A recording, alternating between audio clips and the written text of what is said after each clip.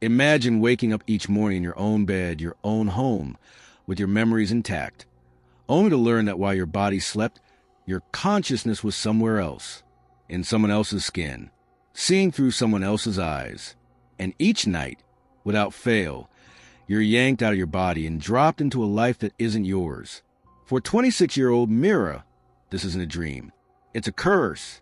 And tonight is the night she finds out why.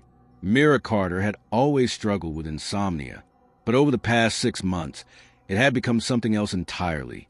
Every night, as the clock struck 2:13 a.m., her chest would tighten, her vision would blur, and in a heartbeat, she'd jolt awake, not in her room, not even in her body, but in someone else's life.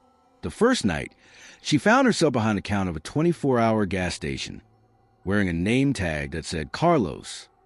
Her reflection in the security mirror showed a balding middle-aged man with cigarette-stained fingers. The second night, she was a woman named Dina, a single mother in a rundown apartment, holding a crying baby with unfamiliar arms. Each night, a different body, a different life, but she could feel them.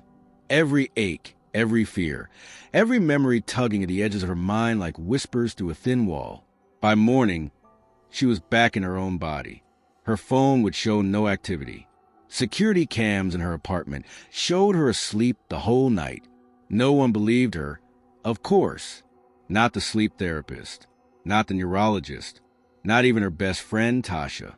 And so Mira stopped telling anyone.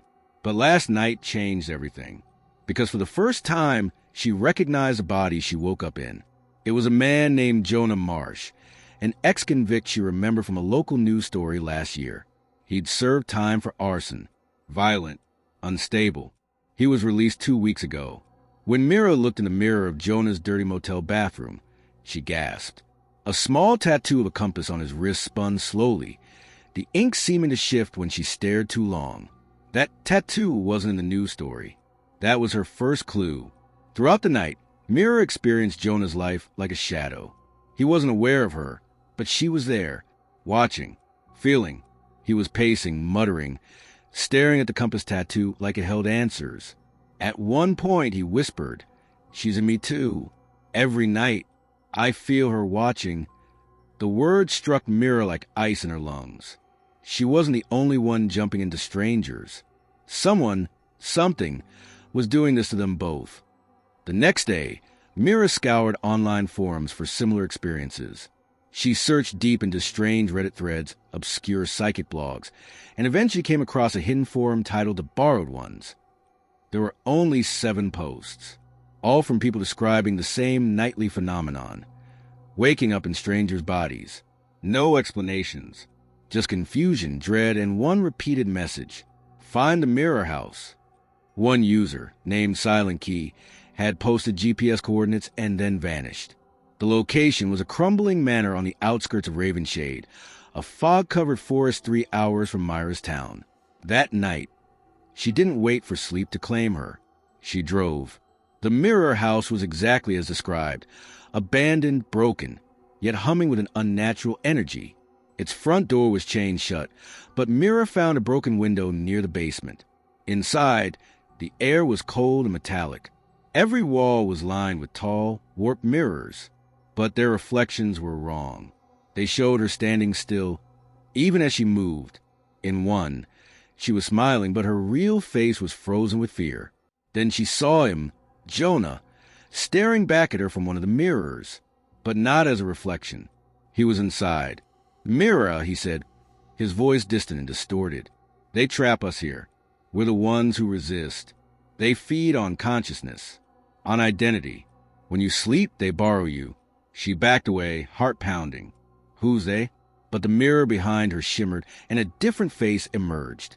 A girl, maybe 12 years old, eyes black and endless. She smiled too widely. "We are the ones you forgot," the girl said. "You borrowed too many. Now we borrow back." Mira stumbled, falling to the floor as the mirrors began to vibrate. The room warped, the reflections flickering between lives she'd lived. Dina, Carlos, Jonah, hundreds more. They were all trapped, all watching her. Suddenly, her chest clenched. The familiar pull of 2:13 a.m. She braced herself. This time, she woke up in a body that was familiar, yet wrong. She was in her own apartment, in her own room, but in the mirror, the reflection wasn't hers. It was the girl, the 12-year-old. Now Mira is trapped, not in a stranger's body, but outside her own. Every night, she watches a girl wear her face, live her life, laugh with her friends, respond to texts, smile in the mirror, and every night, Mira wakes up in someone else, screaming silently from behind their eyes, desperate to return, desperate to warn someone. But no one can hear her, except maybe you. So if you wake up one night and things feel just a little off, your reflection not quite right, your voice echoing in ways it shouldn't, or a stranger's memory flashing your mind, ask yourself, is this still your body, or is Mira borrowing it just for the night? Want more stories that mess with your mind? Hit that subscribe button and let us know in the comments. Would you survive a night in someone else's body?